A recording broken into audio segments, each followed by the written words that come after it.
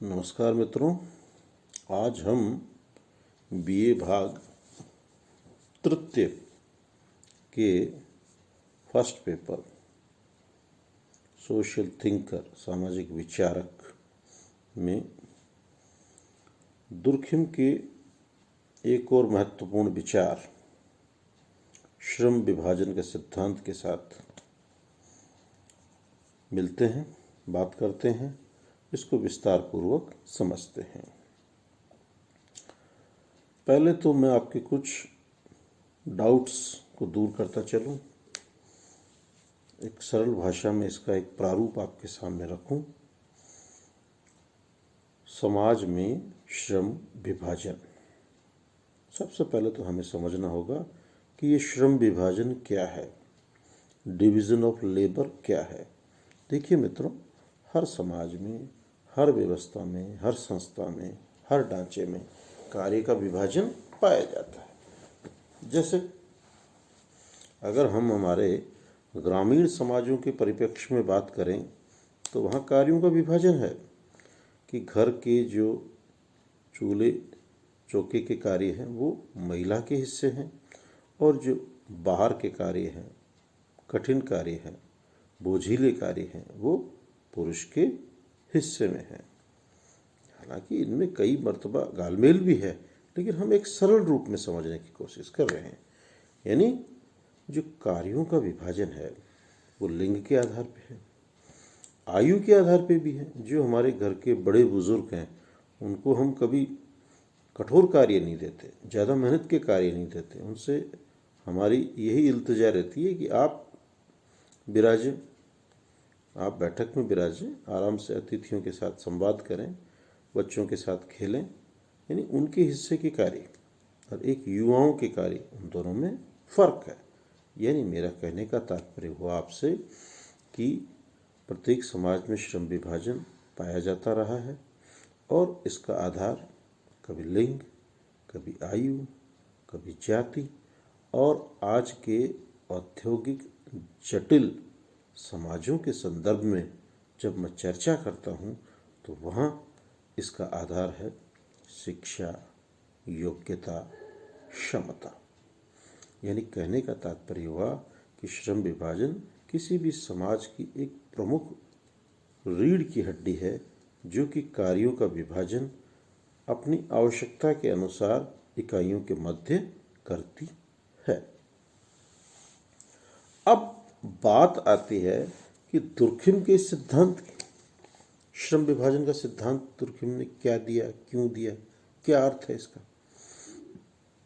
Durkheim अपने इस समाजीकरण के सिद्धांत के द्वारा समाज को ये एक मैसेज देना चाह रहे हैं, ये एक प्रत्यय स्थापित करना चाह रहे हैं कि जब किसी समाज में जनसंख्या का आकार और घनत्व बढ़ेगा तो क्या होगा।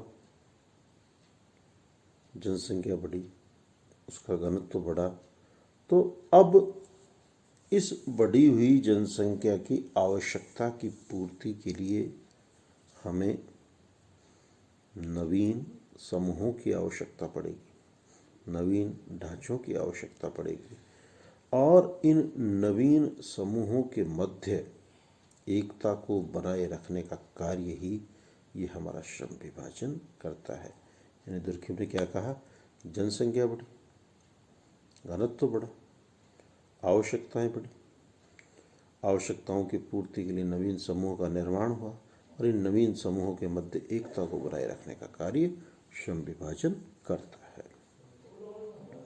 दुर्खिम दो प्रकार के समाज और दो प्रकार की एकताओं की चर्चा करते हैं।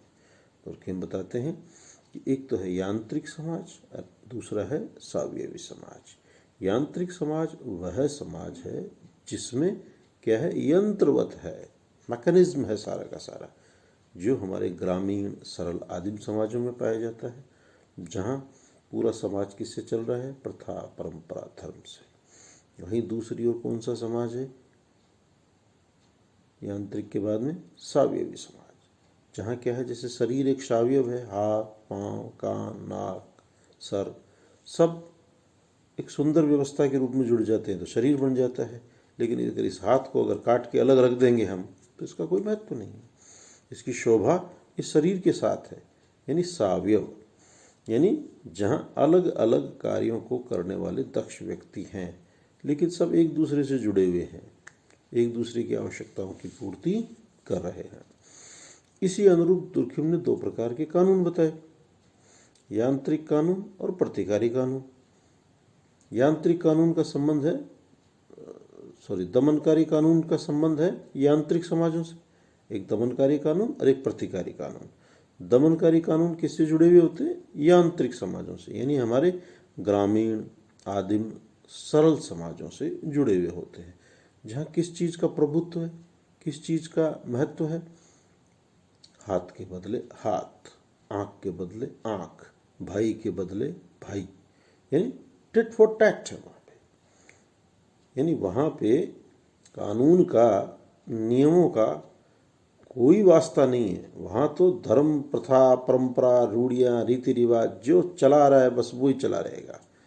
कहाँ पाया जाता है? यांत्रिक समाजों। दूसरी ओर मैंने आपको एक समाज और बताया था, सावयवी समाज।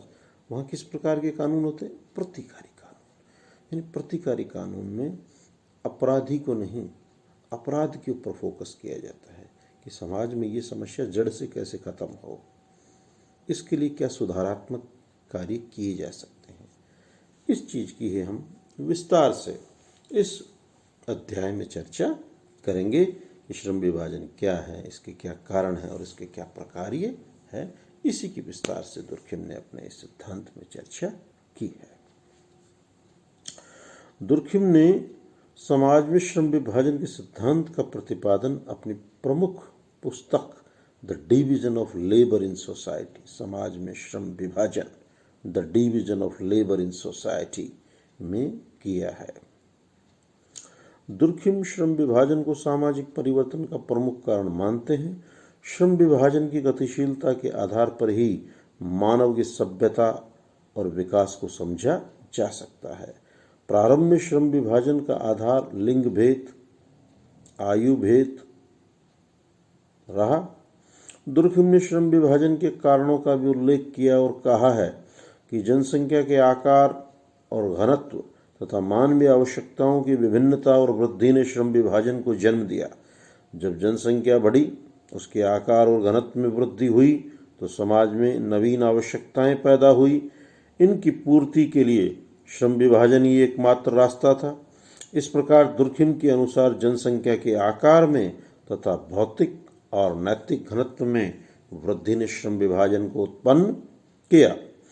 दुर्खिम ने श्रम विभाजन के प्रकारों, परिणामों एवं प्रभावों का भी उल्लेख किया और कहा कि श्रम विभाजन ही समाज में नवीन वर्गों को जन्म देता है, उनमें पारस्परिक निर्भरता उत्पन्न करता है और इस प्रकार समाज में एकता उत्पन्न करता है।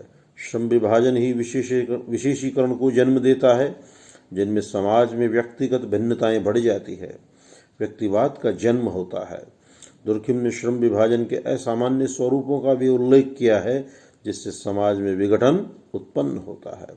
दुर्खिम श्रम विभाजन को एक गतिशील तथ्य मानते हैं जो निरंतर विकास की ओर बढ़ने वाली प्रक्रिया है।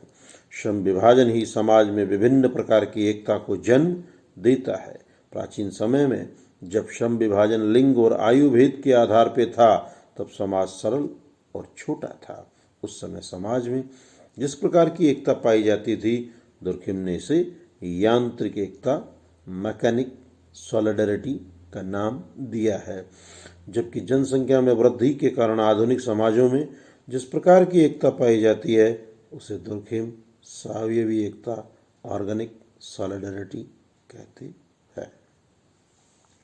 मित्रों, अब कल के वीडियो में हम आगे श्रम विभाजन को विस्तार पूर्वक और गहराई से समझने का प्रयास करेंगे। आपसे पुनः गुजारिश है, आप अपने साथियों के मध्य इन वीडियोस की चर्चा करें। ज़्यादा से ज़्यादा आप वीडियो को शेयर करें, ज़्यादा से ज़्यादा इसको सब्सक्राइब करें, अपने मित्रों तक फैलाएं, पहुंचाएं, बताएं और साथ ही आपकी जो जिज्ञासाएं हैं, आपकी समस्याएं हैं, आपके प्रॉब्लम्स आ रही है, कोई प्रश्न नहीं समझ में आ रहा, कोई बात समझ में नहीं आ रही, कोई शब्द समझ में नहीं आ रहा, या कोई भी तरह की आपकी जिज्ञासा है, समस्या है, उससे आप इनबॉक्स में आके शेयर करें, पूछें और अपने नोट्स बनाएं। स्वस्थ रहें, प्रसन्नचित्त रहें। इन्हीं शुभकामनाओं के साथ आपका धन्यवाद।